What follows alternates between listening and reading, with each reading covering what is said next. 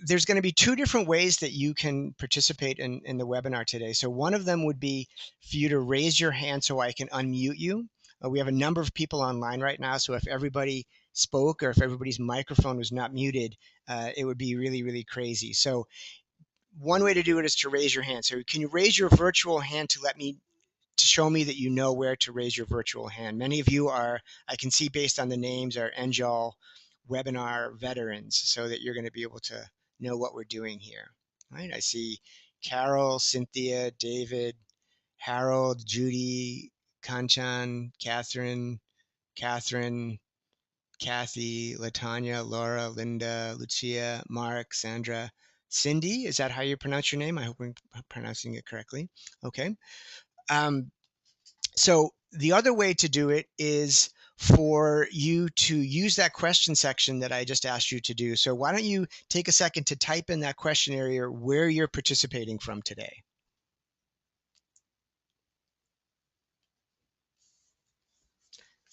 David's from Boston, Dover, Delaware, Georgia, Hackensack, AC, Lincrofts, Great Falls, Montana. I'm not sure I've been to that part of Montana. New Brunswick, Kenilworth, AC, Providence. Could just have some people from Providence. I'm going to be in Providence in about a month, enjoying some Dell's lemonade, I hope. So, Sussex, Lynchburg, good, good, a lot of different places. All right. So during the webinar, I'm going to be asking you at several times to kind of chime in.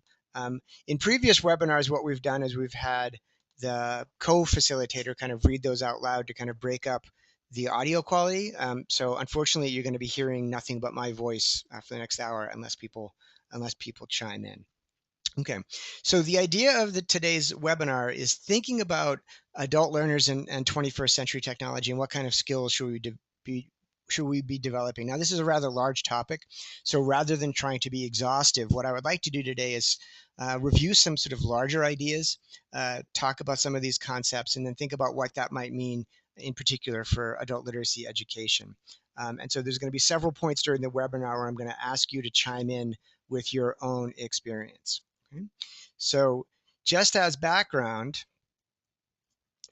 okay, I'm drawing on a couple of different pieces of work that I've engaged in here for this webinar. The first is something that came out last year in the Change Agent, and I hope you're all familiar with the Change Agent, but it's a twice yearly newspaper that comes out of the New England Literacy Resource Center, and it's really focused on connecting social justice and community activism to adult basic education and ESL. Half the articles are often written by adult learners, and it's all about adult learning. And so last year I interviewed this woman, Catherine Sadoga, who's a Twitter, and we'll talk about her in a little bit. So I encourage you to check out the Change Agent. I had a book that came out a couple years ago called Adult Basic Education in the Age of New Literacies, and so some of this work draws on that book. And two other articles that I wrote on the Adult Literacy Education Wiki, which David Rosen was the founder of, and David and I worked on it together for a number of years, and he's on the webinar here. So the reason that I put this in here is that after the webinar is over, we send out certificates of attendance, and we also send out a PDF of the PowerPoint. So I want to give you this so that on the PowerPoint you can have this information should you choose to track more of it down. Okay. Whoops. Okay, so what I'd like to do start here is think about these two questions, which is what kinds of things do you find yourself doing this century that you were not doing in the previous century? And what kinds of things would you like to be doing that you are not currently doing? And you can either raise your hand and I can unmute you, or you can do it via the question area. So think about the types of things in your day-to-day life, you know, in your activities that you find yourself doing now that you weren't doing before, and maybe things that you would like to do. Right. So Kathy says answering text messages. Winnie also says texting. Catherine says Facebook, Twitter. So sort of social media things. Kanchan says using the internet for additional information.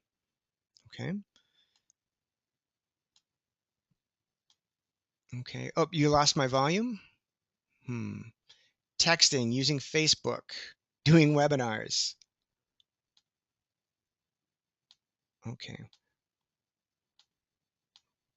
When I went to the big screen, did you lose my volume for some reason? Um, Searching the internet, using the internet from your phone, using the internet on an iPad. Okay. All right. So I'm going to go back to this because it's nicer to look at. Okay. And what kinds of things would you like to be doing? So these are things that you've picked up that you've already made part of your practice. But what would you like to do that you haven't done or that you're not doing? Maybe you see other people doing. To read more. Okay. People who haven't done texting who would like to text. More virtual classes. Okay. So blogging. Somebody would like to do blogging. Content would like to tweet. Somebody else, Diane says they don't know how to use Twitter. Okay. More online classes. Yes, right. So we've checked in and we're kind of off and running. Okay. So the reason that I asked you to think about that is for several reasons. One is that when we think about 21st century technology and literacy and how things are developing, there's not such a fine line between our experience and our learners' experience, right? So that there are things that we don't know how to do that sometimes our learners do know how to do, and vice versa. And so one of the reasons that I think that's important is that I think sometimes we get trapped in the moment, right? The historical moment, and we start to lose perspective on what technology is doing, how things are changing, and sometimes I think like maybe we overreact to technology. So, for example, there's a really interesting book that came out last year called "The Age of Edison," and it's about the history of the electric light bulb and how it changed the United States or changed society in general. Um, and it's a great quote here from a historian, Chris Otter, that's pointed out that in the late 19th century, city dwellers lived in an intensely visual environment that demanded a range of seeing skills. They had to identify and read faces in the crowd, decipher signs, read scientific instruments and newspapers, and navigate crowded streets and complex social situations. So oftentimes we talk now about being in an information age and feeling overwhelmed by the amount of technology that digital resources are making available. Your smartphone's always on, your computer's always on, there's TVs everywhere. We're being assaulted by all of this information. This is not entirely new. Right. So starting in the late 1800s, the turn of the 20th century, people were already feeling inundated. They were already feeling their day-to-day life was being changed by the amount of information that they were required to read just going down the street in a city. So some of the feelings that we have may be unique to the experience of the technology that we're working with now, but maybe they're not entirely unique. Okay, I see some hands up. So, William, did you have a question? Nope. Okay. Risa, did you have a question? Nope. Okay. Um, the other thing that we can think about, oftentimes historically, people talk a lot now about how uh, the computer and video games and being online has kind of ruptured the American family. Whoops.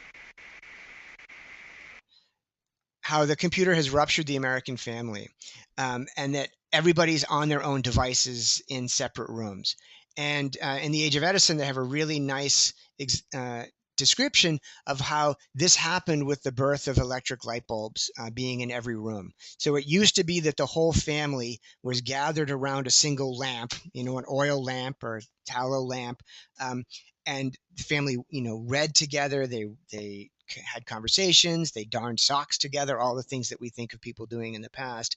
And that when middle class families could afford to have light bulbs in every room, all of a sudden, rather than being gathered around a single flame, the family was being distributed all around the house. And that at the time, people were bemoaning this. They thought that it was really, really terrible thing. And specifically, they were upset about the reading habit, the fact that the reading habit was drawing people away from the family. And so, in some ways, we can see the more things change, the more things stay the same. That some of the complaints that we have about the internet and computers in each room, we had about light bulbs. And so, perhaps these historical changes, these epoch making changes that we presume are happening because of new technologies, maybe they're not, right? Or maybe they're part of these larger societal changes that have happened over the course of centuries rather than happen, in 8 years or 10 years since everybody has gotten uh, devices. Although David chimes in saying he was at a small party yesterday where every person had a handheld and was checking information as we conversed face to face. Yeah, so some people bemoan that, but and that's a slight change, but I'm not sure if it's more than a development of what we already started to see when we introduced lights and things like that and into our society. So, the other thing that I wanted to discuss was that as part of this, there are two terms that are often tossed around: um, digital immigrants and digital natives. Raise your hand if you've heard this term before. Okay, I see at least one person's heard this term. Okay. David's heard the term before. Cindy's heard the term before. Okay. So for a while, this has been a popular terminology, and I see a couple problems with it. The idea of it is that um, when they say digital immigrant and digital native, by digital native, they mean people who were born after the advent of digital technologies and who were raised never knowing a life that didn't include digital technologies. So cell phones and the internet and, massive online games and things like that, versus digital immigrants, so people who were born prior to this and therefore sort of have to come to that world as if they were an immigrant. So oftentimes people think of it as sort of millennials or people, under a certain age, like 30 or 35, and then people who are kind of older than that. And oftentimes people use these terms to really divide these generations, to digital natives versus digital immigrants. And there's at least two things that are wrong with this concept, I believe. One, the first is that it uses the term immigrant to suggest that somebody's sort of necessarily out of the loop or behind the times. And I think that relies on negative connotations of what it means to be an immigrant, and it perpetuates negative things about being an immigrant. So I would hesitate to use digital immigrant to imply that someone was kind of behind the times. The second thing that I think is wrong with it is that it overlooks the fact that older adults will learn to use these tools as they become available and relevant to them. Many of you were saying that one of the things that you're doing is texting. Um, Maybe you weren't texting a few years ago, but you're texting now. Some people's grandparents are texting now. They weren't texting 8 years ago because they didn't have anybody to text to, right? Now that there's a critical mass of grandmothers who can text each other, they're texting each other. So it's not that they were incapable of picking up texting or not interested in picking up texting. Once they had a reason to, they learned how to do it. And so I think this notion that digital immigrants, older generations of people, are by definition not capable of interacting with technology overlooks the fact that people use technology when they have a reason to use technology. They learn to use technology when they have a reason to learn to use that technology. It's not inherent with younger kids either. There's plenty of younger kids who would be called digital natives because of their age who don't necessarily know how to use the technology that's in their community. So these broad generalizations, I think, are not necessarily that helpful. The other thing that I would say at the beginning, sort of conceptually, is that I don't think that there's any such thing as digital literacy. This is a term that people use to sort of describe generally what people can kind of do, turning on computers and things like that. And the reason that I don't like this term is that I feel it confuses the modality, or it confuses the media of what we're doing with what it is that we're doing with that media or that resource. So, for example, we don't talk about book literacy. Right? We don't talk about whether someone can work with a book. We talk about whether someone can work with particular types of books. Do you know how to read maps in an atlas? Do you know how to read a cookbook? Do you know how to read a comic book? Can you look at an engine schematic? All of those things are very particular text types, and they require very particular sets of skills and background knowledge to make sense out of them, to make meaning with them. I can make sense out of comic books. I'm a lifelong comic book reader. I can make sense out of atlases. I know how to read maps pretty well. If you gave me an engine schematic to read, I would have no idea what to do with it. It's a different type of literacy that I have no experience with. And so the fact that they all might be in a book sort of, doesn't really help us if we're thinking about what the content is and what background knowledge we need to work with that particular type of text type. So I'm wary when people talk about digital literacy as a broad sort of umbrella term. I'm much more interested in the types of things that people are trying to do with digital technologies, because each one of those is going to have a different set of requirements, and they're not necessarily generalizable. Uh, different devices have different operating systems, and they're often transitory. Things change. Whole devices develop and go away.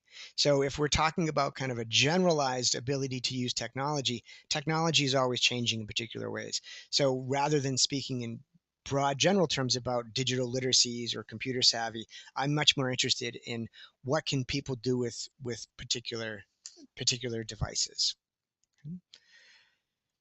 Oops, I'm going to go back one more.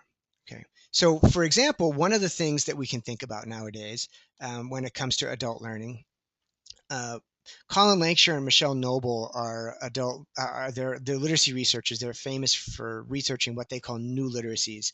So it's the types of literacy practices that we engage in with technology and sort of newer technologies.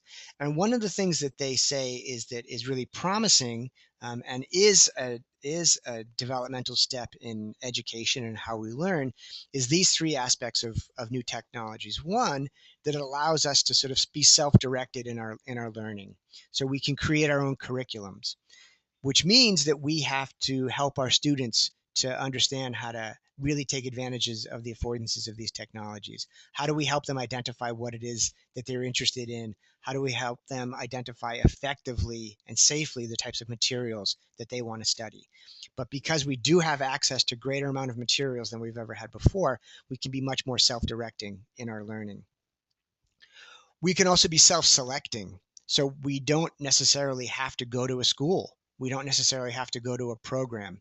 We're not forced by a limited number of resources to learn in a particular place, that we can actually select the place that we want to learn, whether that means online, whether that means in a library, whether that means with other people. We have much more flexibility in terms of how we're going to learn, where we're going to learn, when we're going to learn. But we need to learn how to do that, right? So, which is, it doesn't come just by being interested in learning online. We need to know how to figure out how to coordinate and navigate all the resources that are online. And the other thing that we have to do is the technology allows us to be self-connecting. So rather than waiting for networks to come to us, we can actually proactively get connected to networks of people or to networks of resources that are going to help us learn the kind of things that we want to learn. Okay? So to stop for a second, do you see your programs that you're currently working in, are they equipped to help students kind of take advantages of these aspects of 21st century technology, that it allows learners to be self-directing, self-selecting, and self-connecting? Maybe you can, jot some thoughts down in that question section about ways that your programs may or may not be helping students to take advantages of these aspects of newer technologies.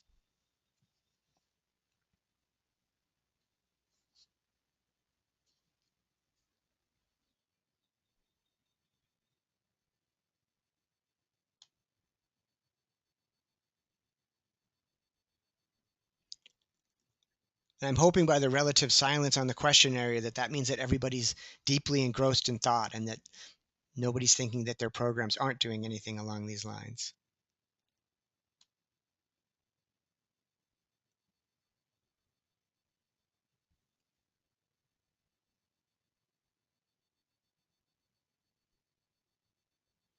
Okay, I'm going to change my question then. So, do these three dimensions make sense? Do you think these are helpful ways to think about the things that technology allows us to do? Okay, Marion has chimed in saying that their agency, the Center for Southeast Asians, is working towards that. They have 8 to 15 computers and getting ready to teach EDP classes where students will learn via computers. So in your brick and mortar center, you're giving them explicit instruction about how to use these things. David points out that many students routinely search YouTube for help in learning things, including to prepare for the GED. I think that's true. And so one of my questions is, given the uh, amazing amount of videos on YouTube, how often programs are having conversations with their students about what are the most helpful types of videos, what's the most helpful way to search. Okay. Sydney says that they offer a computer lab and help students navigate through websites that can help them, so they guide them and point them in the right direction. Okay. So Carol points out that they're trying to use more open educational resources with their students. So that's great. And I think the idea is that while we have these sorts of opportunities, that some students are going to need more structured and scaffolded support than other students to take advantage of them. Don points out that basic good study practices are primary, and I would certainly agree that it's very easy to go online to find a series of videos, any number of websites, and not necessarily do that productively and get out of it. Okay. Some computer labs. Judy says that they have a huge variety of experiences in the classroom, people with lots of tech experience to those who have little to none. And so that she sees the need to offer more construction than computer instruction that they can offer. Okay, great. So as part of this, sort of conceptually within the field of literacy studies, we can think about two different things. So people studying new literacies and people studying literacies more general have really broadened the definition of literacy.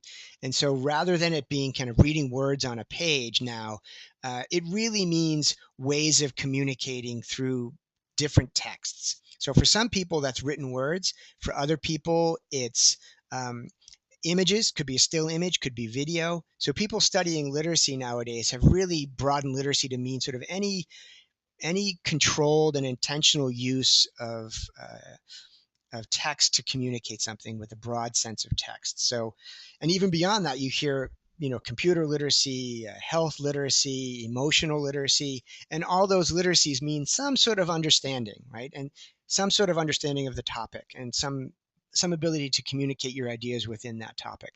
And I think those are all really helpful to expand our sense of the ways that we make meaning and the ways that we communicate meaning.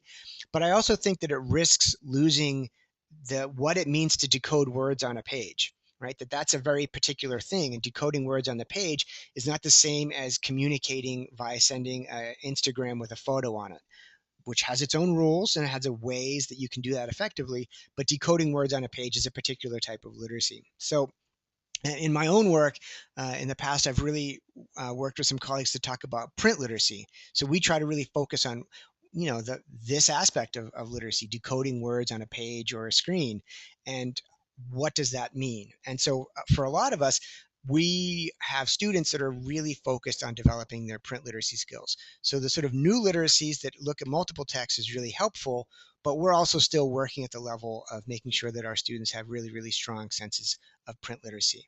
But even within print literacy, things come to have a meaning because of the goals and motivations that people have within particular communities. So it's not decontextualized. Reading is not reading is not reading. Reading is defined and understood as a social thing. And so it changes over time, and it changes over the course of a person's life. It changes over the course of a community's history, right? And so we can see, as we were seeing earlier, you're doing things now that you weren't doing before because society has changed and your own goals have changed. So in light of that, we can think of things like tweeting. A couple of people mentioned this earlier. And this is the Twitter handle of Catherine Sadoga. And she identifies herself as an adult learner. She's a First Nations person from Canada. She's very interested in restorative justice. Some of you might have crossed paths with Catherine at a conference or a workshop here. She's really interesting and a very passionate person when it comes to social justice and restorative justice issues. So Catherine is very interesting when it comes to tweeting because she has taken this ethical stance where, as you can see on the screen, she's got 200,000 people following her, and she's following 200,000 people, and she's got 227,000 followers. Right? This is a lot of people on both ends because Catherine has decided as an ethical stance that if you follow her, she'll follow you. Right? Which means she's got a lot of things to filter through her Twitter feed, but she's taken to tweeting as a way to promote a particular sense of ethics, a particular sense of community. So she's expressing her political beliefs. You can see here that there is a tweet about the tar sands, and so she's, for those of you that do tweet or follow people on Twitter, she's forwarding some information about a political topic. So she's sharing information, but she's also sharing perspective on what it means to be an ethical person when it comes to tweeting. And she's an adult learner. So here's an adult learner that's developed a particular way of using a piece of technology that's available now that wasn't available before, and she's learning what it means to be a learner, and and learning what it means to use Twitter at the same time. Okay? And I encourage you to go check Catherine's tweets out. Just as a quick hands, do any of you follow Catherine, or have you seen Catherine's tweets before? Okay, so nope. All right. Well, I would encourage you to kind of check it out. Now, another thing that's available to us that wasn't available before is digital storytelling. And for those of you that aren't familiar with this, digital storytelling is when you take video or you take images and you make a short little movie out of them. And you can add captions and you can add music, and it's a way for people to share what they're thinking and what their ideas are. And so, what their ideas are. Sorry, my Massachusetts accent just came out very strongly there for a second. So this is a project that a student I was working with a couple years ago made. He was working in a scrapyard. He was working in a junkyard, and he wanted to get a promotion. So he wanted to convince his bosses that he knew what he was doing when it came to working in the junkyard. So he made a digital story drawing on his experiences in the junkyard. So he took pictures of different parts of metal. You can see your copper transformers. There's some other engines and things like that. And he put it together to make a digital story out of it. So something that he really wanted to communicate in a way that he felt best expressed it, because instead of just saying, yeah, I know what I'm doing, he could show an image of a copper transformer. He could show an image of a PSNG uh, uh, piece of machinery, and then prove to the person that he was showing that he did know what he was talking about. So this is why something like digital storytelling is exciting, because when used well, it takes advantage of the affordances of digital stories. You can have multiple images, you can have sound, you can have text, you can bring all of these things to bear on what it is that you're trying to get across. So it may not be the first thing that people think of when they think of adult learners, but this is an adult learner who was working with learning how to spell. Sometimes he struggled with some of the spelling, but the whole project helped him with writing, with spelling, and with communicating, which is why something like digital storytelling is a particular type of skill that also develops print literacy and literacy more broadly. Um, I guess by a quick show of hands, how many of you have done the digital storytelling or worked on digital storytelling with your students?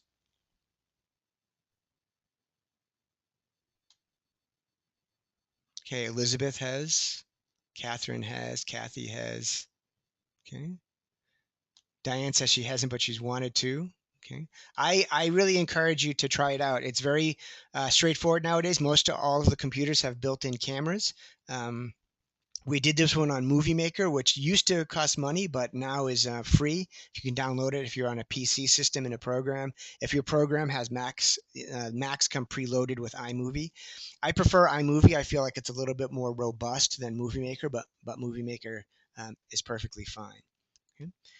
So, as I said at the top of the hour, rather than kind of just trying to list exhaustively the types of things that we have to do in society, sort of at the discrete level, I think we can think more analytically or more broadly about what it is that we need to be able to do in our day-to-day lives, and then what part does literacy and language development play in that. So Hobbes talked here about five particular things that adult learners or people using technology in a 21st century have to do, and it's kind of a recursive cycle.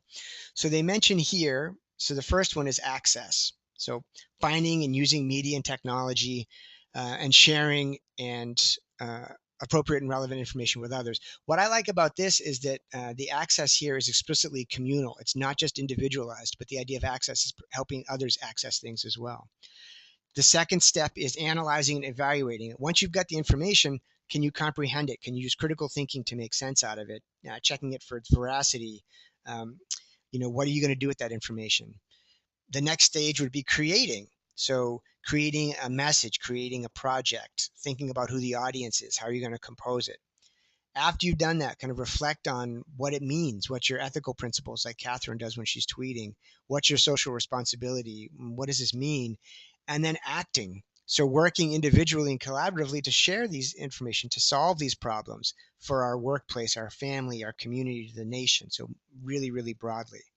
So for some of you, this sort of cycle might sound very familiar, right? For those of you that have been in the field long enough, and this may sound a lot like Equipped for the Future, right? So as part of Equipped for the Future, what did we say that adult learners needed to do? Become and stay informed, form and express opinions and ideas, work together, take action to strengthen communities.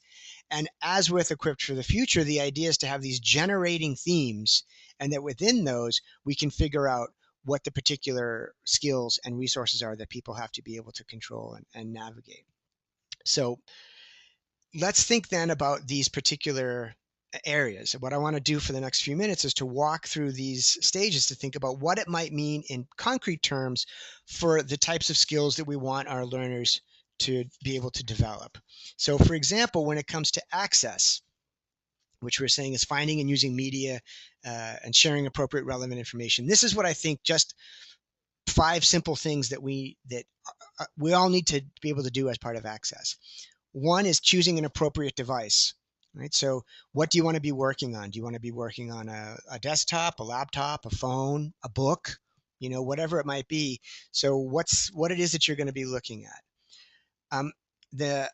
We also our learners need to be able to develop using search engines, right? So it's very easy to go onto a search engine and get lots and lots of information, but it's not so easy to get it and to understand what the results are going to be. So for example, I typed into Google, I typed in healthy diet, right? And so just taking a look at this, what are some things that you have to be able to figure out about the results you're getting from this search engine? And why don't you use the question section to type in some of your responses? Right? So Sydney points out, what's an ad, right? We see that right at the top of the page, right?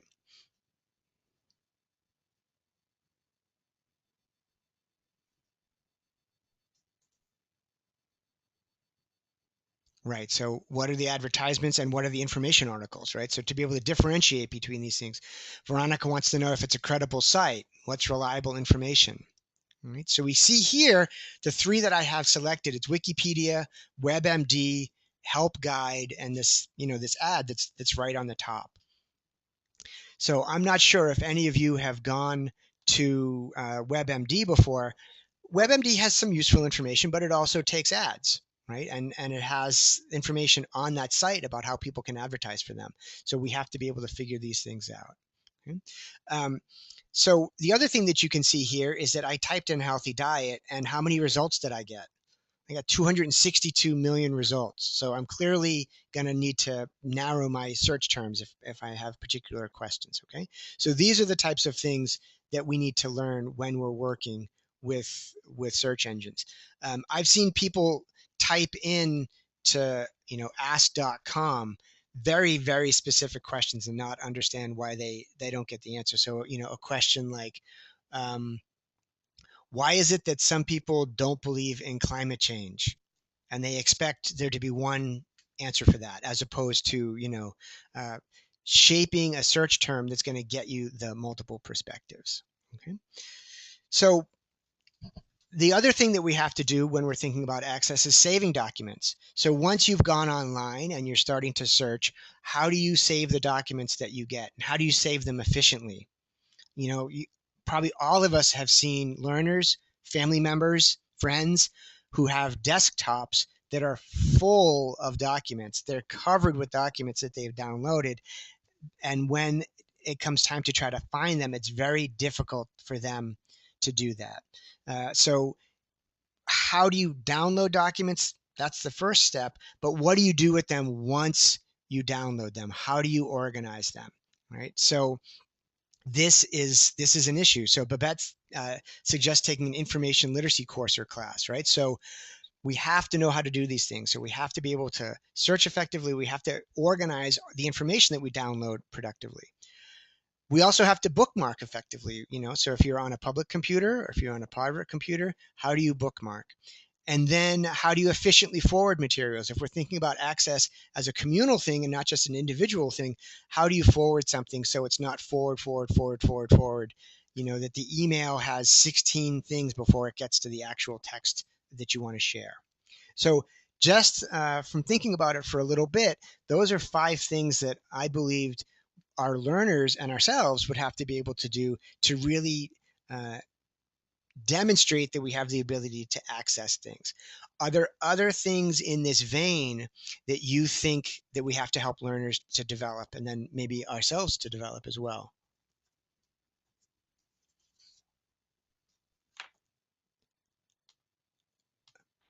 Winnie, do you have a question or a thought? Okay. So thinking about access, other types of skills, discrete skills. Okay. David mentions judging the quality of information found. Yes, we'll get to that in a little bit, but that's certainly a really big, a big skill that we need to have. Don mentions using cloud storage. Okay. And I would even, as part of that, I would say judging when you want to use cloud storage and when you don't. I heard the other day that if we added up all the electricity that it takes to power the cloud, it would be, I think, like the 6th largest energy consuming nation after Germany. And so we have to think about, well, do I need to have 24/7 mobile access to my photos all the time? Or maybe I don't. Maybe I can have some things not in the cloud. Sandra mentions learning to research. Marion talks about understanding appropriate writing etiquette, knowing when to use capital letters and when not to. Elizabeth mentions using email. Okay, so all of these things would, I believe, would fall under this idea of access, right? So rather than starting with the small little things that may be kind of too numerous to mention, think, in terms of larger patterns of what it is that the learners need to be doing and what it is that you want to help them to be able to do. Okay. So kind of this follows up on some of your suggestions, David's included, about what we need to do. So the second stage of this we talk about is analyzing and evaluating. So comprehending message and thinking critically to analyze the message quality, the veracity, the credibility, the point of view, understanding different points of view. Uh, so for example, as part of this, learners need to develop how to orient themselves on a web page. And I would say this is no small thing. If you think about, here's a sample web page from CNN. Okay, so looking at this web page, so you have this, main story here about the CIA official, but where are you going to go from there? So you've got all these other potential sections up here. You've got all of these other different headlines here. You've got an ad here. So how do you start to make sense of this web page when you're on it? It gets even more confusing when you get to the article. So here's a different article. Here's an article about what's happening in the Ukraine. As you're reading this article, here's these other stories that have come up over the course of the last, over the course of the last couple of weeks. Here on the left are other videos that you could look at. Here's an ad about your credit score, and here's some story highlights. So think about the ability to navigate this. You have to start up here and you really have to work your way down and not get distracted by going off to the right, going off to the left. And there's been studies that have looked at adult learners, and many of them do struggle with orienting on a page because there's so much information for them to make sense out of. And at times, websites and programs, in the name of trying to help adult learners, add a lot of information, have a lot of directions to try to make it easier. But it's counterproductive sometimes because there's so much information that it's difficult for the learner to kind of make sense through that. The other thing that you have to understand is that this is a series of linked pages. You can see here the Central Election Commission, the Candy Tycoon, the Candy Tycoon known as the Chocolate King. If I clicked on these things, it would bring me to a different page. And learners, like all of us, have to understand the conceptual nature of the internet, that it's a series of connected links. And it's very easy to kind of just going down the path, going from one link to another and not understand where you're going and how to get back to where you were. So you really have to understand how the web itself is structured.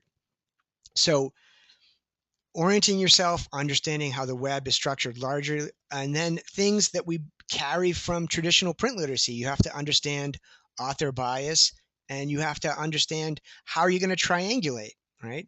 So you're not going to come to a conclusion on the basis of one source. You need to look at multiple sources and compare and contrast these sources. People talk a lot about this because of Wikipedia and resources online, but we know that this is not new. As people mentioned, this is part of research skills. This is part of information literacy that's been there as long as we've been reading books. We need to be able to read all of these things that we can access in a way that we can compare and contrast across them to make sense out of them. So along these lines, are there things that you think that we need to help learners develop or ourselves develop in this 21st century when we're thinking about analyzing and evaluating?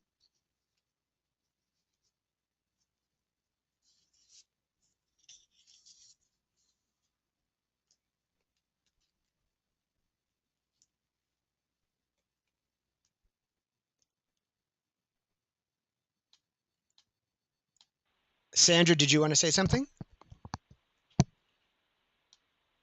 Nope. Okay. Okay, so Elizabeth says determine what's fact from what is not. Right? Both, I think, in terms of fact versus opinion, and then also fact versus non-fact.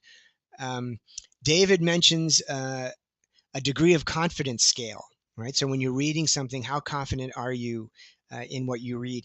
That's also very useful when it comes to writing, right? So when you're writing something and you're thinking about the inferences that you're making, you can ask your learners, how confident are you in your inference that you're making here? Um, Don mentions using reliable favorites like fact check. Okay? So processes that you've used in other places that you're going to use also online when you're trying to analyze and evaluate the information that you have. Okay? So I'm looking at the time on the clock, and I'm going to keep moving us forward a little bit. But I'm hoping that this conceptual framework makes sense, that we can think more broadly what it is that we want to do, and then what it is that we have to work on within each one of these areas. So, for example, we can also think about creating, right? So, uh, expressing yourself, thinking about the audience, composing. So, here's four things that I think we always need to have developed when we're creating something. So, the first one I listed is the strategies to articulate a message. A lot of times, many of us struggle when it comes to writing, and our learners do as well. You have an idea for what it is that you want to say, but you're not really able to get it down on paper. So we brainstorm, we outline, we do free writing, whatever it might be. We develop strategies that help us get closer to what it is that we're actually trying to say, because we don't understand that what's going to come out of our mouths right away is going to be exactly what we want to say or exactly what we're thinking. We also need to develop a sense of audience. So some of you mentioned earlier that you blog. Well, your blog audience, when you're writing for your blog, it's different than when you're writing for your students. It's different than when you're writing to a friend in email. And so we all need to understand that we have multiple venues now that we can create in and then share our ideas in. And what's the audience expectations? What's the formal requirements in each one of these areas? And we can't just simply write the same way on Facebook that we would in a job application. So the other thing we have to be aware of is the capacities of the media. So do you want to use an audio program? Do you want to use a still camera? Do you want to use video? What it is that you want to do, and choose the appropriate tool. And then revision strategies, right? So once you've started to work on something, whether it's a short story, whether it's an email, whether it's a blog post, how do you revise? And many adult learners, many K-12 learners, people in general, hate revising, right? They kind of want to write it, make it, and then be done. And so what they have to develop is ways of revising that are really productive for them, and not just copy editing, but being willing to kind of blow the thing up and put it back together again. So revision is really, really essential. But we need skills and we need strategies to do it, because revision just doesn't come naturally from sitting down. So I would suggest that these are 4 key skills that we need to think about when we're thinking about creating. Along these lines, are there other creativity based skills that we think we need to help adults develop? Sydney notes that realizing that whatever you put out there is permanent and can't be taken back. Yeah, so that understanding that the audience is different now. The audience is not just the person sitting across the room from you, but it could be a permanent audience. There's very interesting developments among that in Europe, where a guy just sued Google to get them to remove records of him, I think, filing bankruptcy a number of years ago. And he wanted that to be ignored. And by doing so, of course, now everybody around the world knows that he's the guy that filed for bankruptcy, because he's the one that sued Google. But so there is this sense of permanency, and people are really trying to deal with the fact that it's permanent. Things that you put on Facebook might show up, when you're going for a job interview or somewhere down the road. So you do have to be aware of that. Other things along this dimension of thinking about being creative and creating and communicating.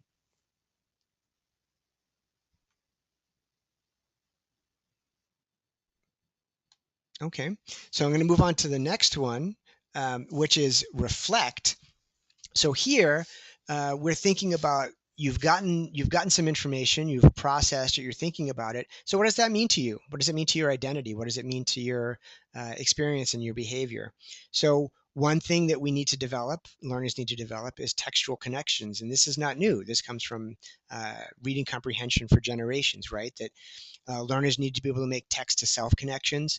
They need to be able to make text-to-text connections, and they need to be able to make text-to-world connections. And those are certainly true in the 21st century, just as they were in the 20th or the 19th or the 18th century, right? So these are things that we've been working on. And we also need to develop the ability to identify context. So when we're reading something, when we're thinking about something, what context is it taking place in? And that's certainly a critical thing to work through. And it's your perception of your context is really informed by your personal experiences, your opinions, your worldview, right? And so, for example, here's something that came out about the PIAC. So some of you might know about this International Assessment of Adult Competencies. And so here's a report that just came out, and I highlighted a couple things here. So one is that on average, the median hourly wage of workers who scored at levels of 4 or 5 is 60% higher than those who scored at level 1 or below, right? So if you're a higher on that PIAC, you're going to be earning more money.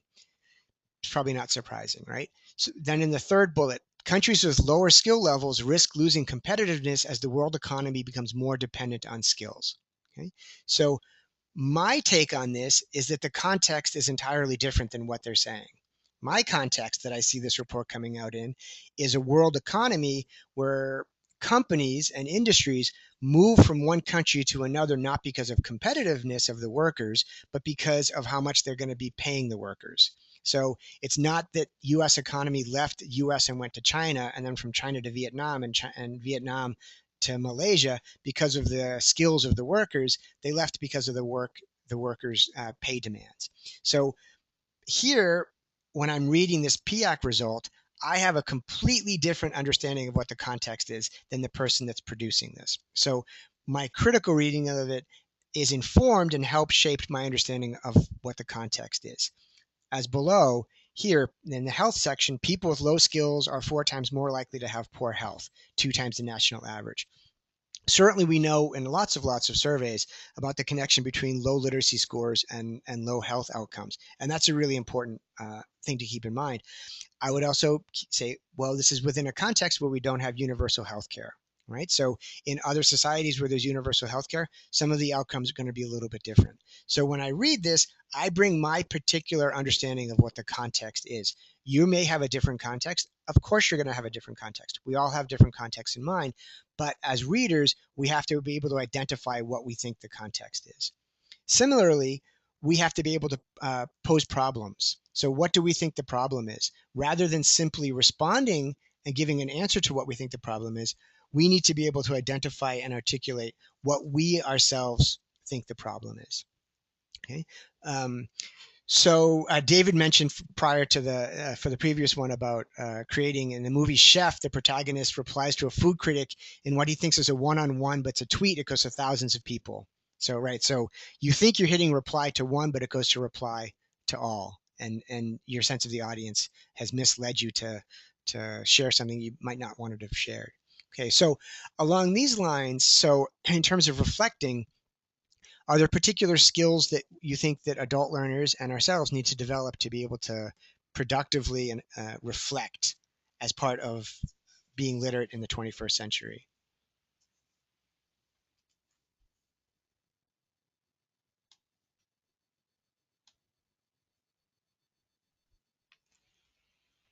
And I know that we're right at the top of the hour, and some of you might have to run. I'm hoping that people can stick around for about another 5 minutes or so I can kind of finish up. Sorry, we got a late start.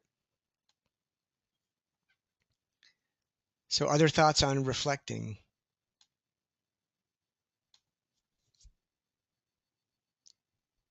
Okay, so I'm going to move forward then. Then the last part of this sequence is acting. So how do we act and take, how do we take on problems? How do we take on issues within our community? Um, so the three things that I thought of here is one, we need to be able to develop the ability to find communities. So if we're going to be self-selecting and self-directing, we have to know where the communities are that may be good for us to participate in. There's lots and lots of communities online. You don't necessarily know where they are. So you have to be able to develop um, the ability to find those communities. Once you find them, you have to know how to network, right? How to talk to people, how to connect to people, how to get the questions answered that you want to get answered. And the other thing you have to do is to manage your online presence, right? So we've talked a little bit about tweeting or Facebook or things like that. So for example, just as an example, I did a search for Google and the Google images for myself. So here's three images that came up, and presumably, even if you've never met me in person, I think you can probably figure out like which person is me. It would be fun to be the voice of a Muppet, uh, and I love that Muppet. It would be fun to play the tuba, but I don't play the tuba. Right now, I have no control over what images are up there of myself, so I can't manage entirely my presence. I try to limit sorts of things, but there's other aspects of my life online that I do manage, right? Which forums I'm part of, where I post, what things I join, what things I share. I don't want to tweet something to everybody when I only want to say something to one person. I don't want to vent on a blog when it's a momentary peak that I'm feeling, right? So, how do we manage our online presence? And this is something that's becoming more and more vital because, as you know, employers or other people, when they're looking at a potential employee, the first thing they do is they go online and to see, well, is there kind of what's this person's online presence? Okay, so this is a 21st century thing that people need to be able to develop. Are there other things along this line of acting, or maybe even more discrete parts of managing online presence that our adult learners need to be able to develop?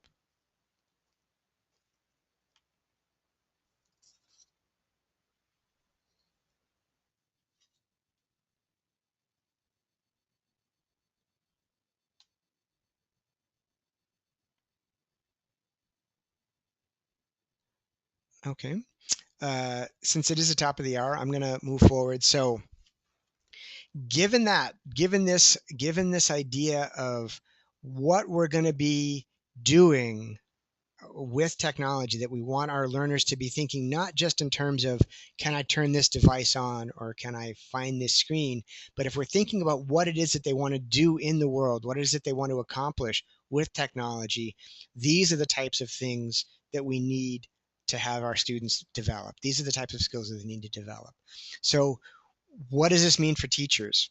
One, it means for many people a different attitude towards technology. There's a fair number of teachers, probably some of you know them, who don't like technology. They don't care about technology, and they may actively dislike technology. And I'm not an early adopter. I'm not somebody that rushes out and uses every piece of technology because it comes along. I'm really interested in technology that fits a need that I have. You know, uh, and so I'm not pro or anti-technology. I'm in favor of tools that are helpful, and in many cases, technology is a tool that's helpful. So I think with some teachers, we have to think about changing their attitudes about technology. I think teachers also have to be aware of the resources that are out there and to be able to take advantage of the resources.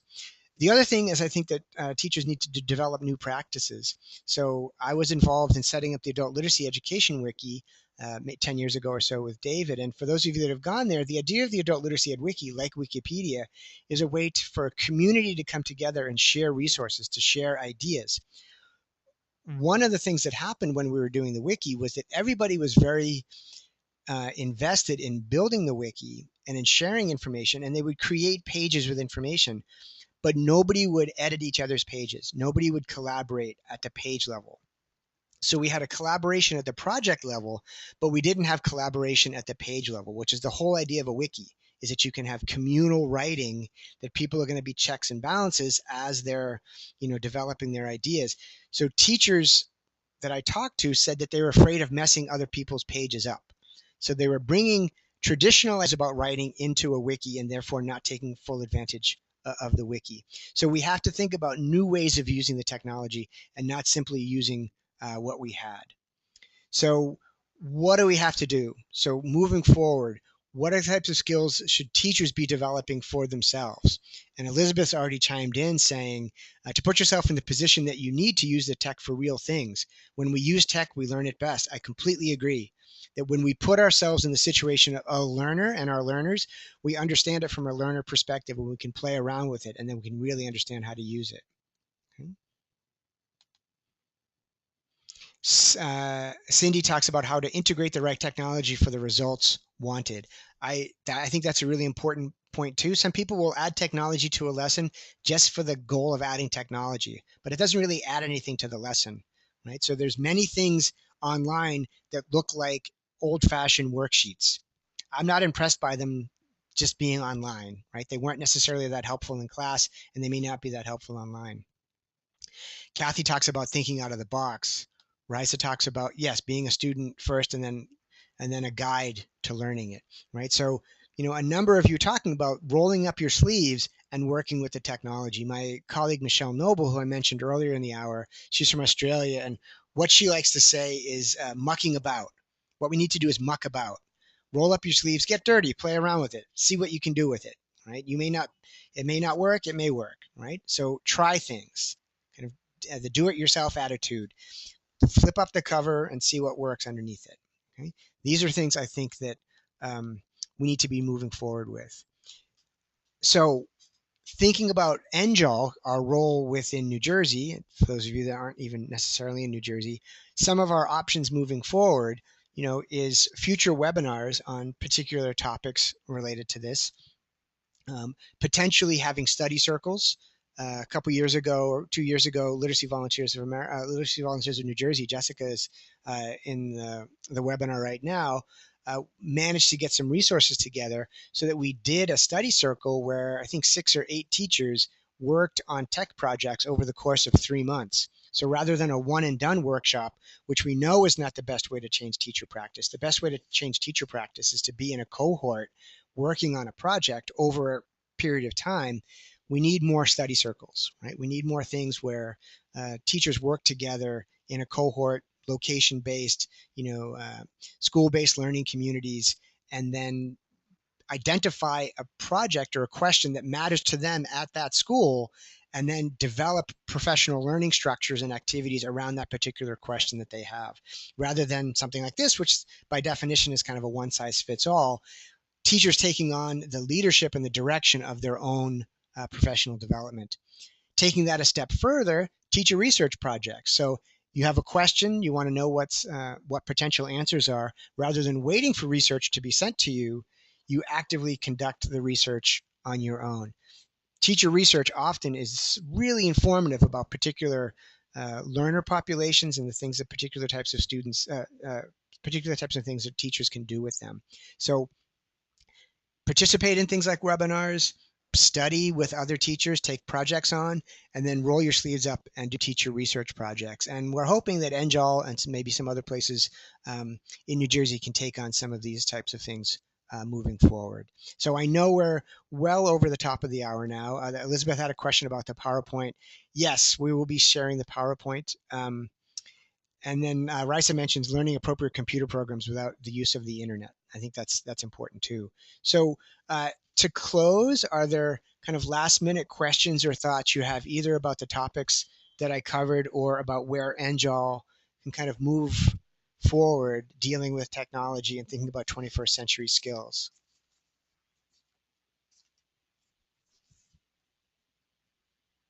And you can either raise your hand or type in.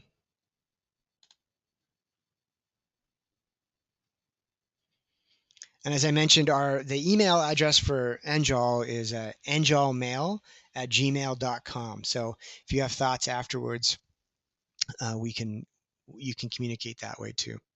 Okay, Carol, I'll note that. And Carol is interested in being involved in a study circle, potentially here in New Jersey. Okay. Other last minute thoughts or questions?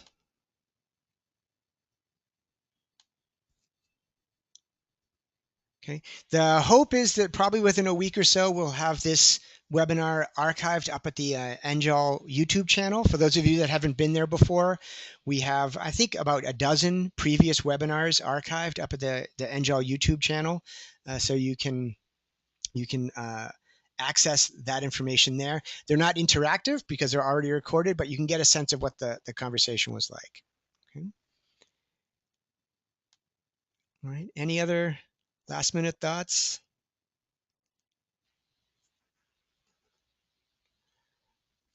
All right. Well, I hope this was a productive hour for people. Is a little bit more uh, uh, of one person talking than we usually have, but I hope that worked out okay. Thanks to all of you who participated today. Thanks to all of you who have participated in a number of the webinars over the spring and over the last couple of years. A couple of years ago, we made the decision to not charge membership dues in NJOL. We really wanted to make ourselves an organization that was defined by participants and people actively participating in NJOL events. And this is one of the things that makes NJOL NJOL, is that people participate in NJOL webinars and you share your ideas and you share your questions. And so I think it's a really, really important part of what we're doing with NJOL. So I think I can't thank you enough for signing up for these webinars and participating in these webinars and sharing your ideas. So there's going to be radio silence in terms of the webinars until the fall, but I look forward to seeing you online in the fall. And certainly send me ideas via email if you've got suggestions for future webinars, or if you want to host a webinar yourself, I'll teach you how to do it. And then hopefully we can be in touch about a study circle or some sort of teacher research project where we can really sort of generate new information about these types of skills. All right. I'm going to sign off now. Take care, everybody.